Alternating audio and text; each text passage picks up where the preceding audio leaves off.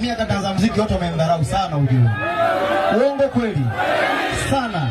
Lakini leo katika nchi hii mimi ndo mwakilishi wa kwanza kwenye muziki. Uongo kweli? Wakati naanza kaongea sana huyo eti sio hajasomea muziki, sio nikasema wewe njoo na makaratasi yako ya muziki, afu mimi natoka na elimu ya mtaa, afu tulete matokeo kuonesha maajabu. Kama kuna kiumbe chochote kinafanya muziki nchi hii kinaniweza kisogee. Andike mpaka kwenye kabisa mkundo wako wewe mbele yangu. Kama kuna kiumbe chochote niambie kitu. Kigoma wewe. Hapa katikati nilikuwa niko na harakati nyingi za kimataifa. Huku nyuma kwa kuna dharau nyingi za kijinga jinga. Nikasema hawana adabu hao. Nikawatia misumari. Misumari inaitwa shikeni adabu.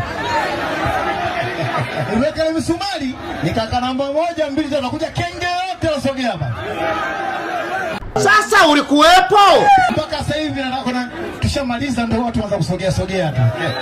Lakini ile nilitoa kwa kuwashikisha adabu, kama shikeni adabu na mtoto huyu wa Kigoma, shika adabu. Hii imekaa kaje? Tukutane kwenye comment.